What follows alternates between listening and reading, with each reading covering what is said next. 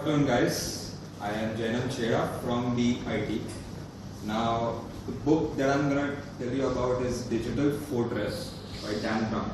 Dan Brown is an excellent author. If you haven't heard about him, I would personally like to suggest you that just read any one of his book and you'll become his fan. So, talking about the book, it's a pure fiction, a suspense thriller. So, I'm sure if you would give it a try, you would surely like it. Now, the plot of the book is set back in 1996, and the locations, I would say, are in USA and Spain. USA specifically, the headquarters of NSA. NSA is basically National Security Agency of USA, set up by the government, joint efforts of government and the secret forces. So the story has a lot of interesting characters, each of them having their element of surprise. I mean, all these characters have element of surprise, but we have four main characters. Suzanne Fletcher, the female protagonist, David Becker, the male protagonist, Commander Trevor Strathmore, and Enzei Tenkado. Okay, I'll introduce all these four to you guys. Suzanne Fletcher was American-based cryptographer who was recruited by NSA, and David Becker was a professor who was also expert in cryptography and later hired by NSA. Talking about Enzei Tenkado, the Japanese cryptographer, he is the one around whom the whole story revolves. And Commander Trevor Strathmore was, I wouldn't say a retired army general, but he was serving his final days of his career at NSA. Now, a tragedy unfolds. So the book starts with a murder. Now, why did this happen? So the government and NSA had made a decision that they'll create a monstrous machine called as translator. You can imagine this machine up to be this size. The machine ends here at floor, but this thing ends here at floor, but the machine was stretched from rooftop to the ground floor. So this huge was this machine. Now what this machine used to do, it was basically a supercomputer and it was a deciphering machine. So the US government suddenly out of nowhere applied a policy of zero trust. They were not trusting anyone. They wanted to know what people within the country, what people outside the country were talking about via electronic communication systems, so that they can prevent any attack on them. There were a lot of people who agreed with this, a lot of people opposed this. Enzei Tenkado was one of them. He opposed the decision, but no one even gave his expression or his concern a second thought. So he created a mysterious algorithm named as Digital Fortress, and he threatened that if NSA doesn't publicly apologize us for this thing, he would inject this in either he would inject it into translator, or he would make this algorithm public so that anyone will ruin the whole thing. Now after the murder, there was something suspicious going on in the machine, and Commander Strathmore finds out that someone has injected some virus into it. And now the machine was in a position where the machine was in a deadlock, I would say. Now deadlock is a situation where the machine was trapped.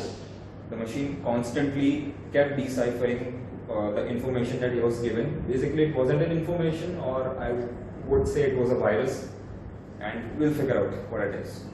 So yeah, I'm not gonna give any spoilers. So there are a lot of things which you may not understand, and I apologize for that, but that's for you to read and find out. So as soon as Commander finds out some mysterious bizarre things going inside the machine, he calls up Suzanne, his most trusted student or most trusted leader of cryptography at NSA. So Suzanne was called up. She tries to use her intelligence. She tries to use the resources to find the truth. Meanwhile, Commander also sends David, the male protagonist, to Spain to investigate the murder of Enzei Tenkado.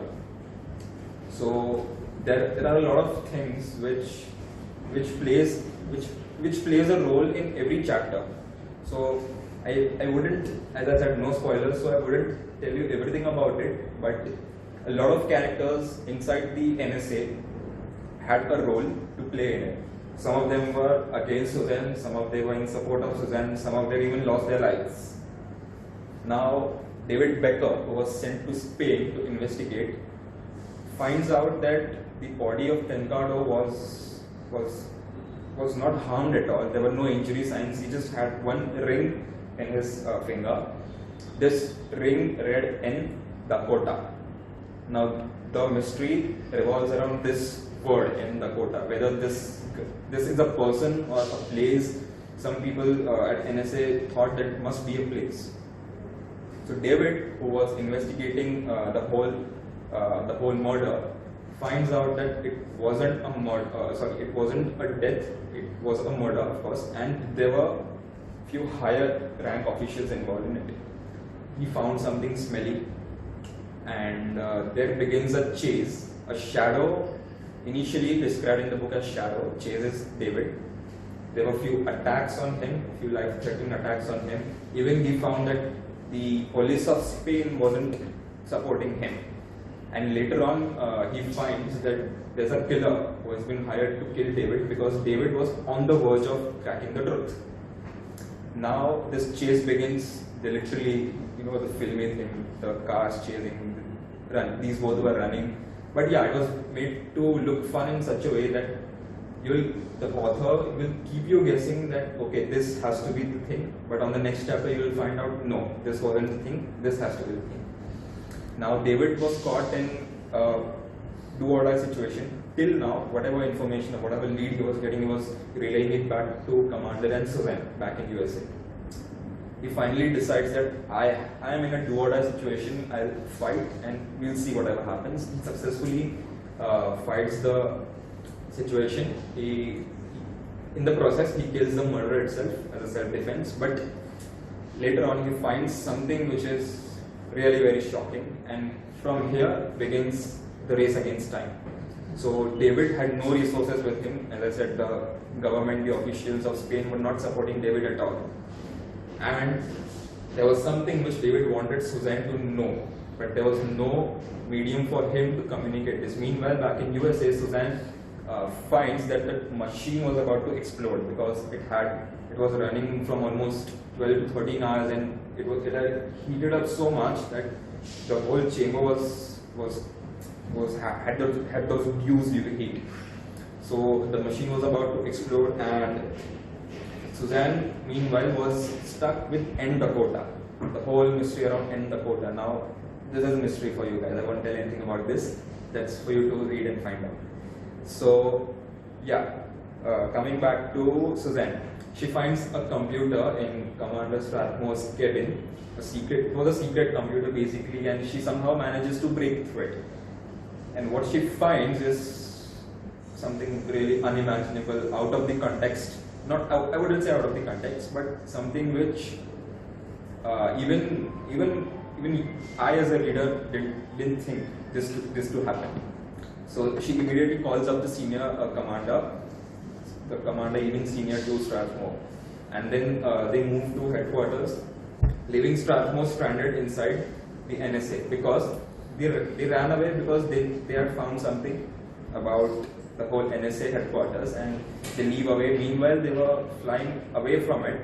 The whole NSA blew up, and there were some recordings, and there were some not CCTV footage, but some computer log records, which revealed the whole truth. And Suzanne finds out what was the reason why translator was being made to malfunction, and in this way, Suzanne unveils the truth. The commander and all of them were later on felicitated by the government there. And David, meanwhile, when he was back, he told Suzanne a few things that he couldn't convey it, and another suspense unravels, another truth unravels. That's again for you to read and find out, and that's the happy end. Hero, heroine, आगे साथ में married, and that's the happy end.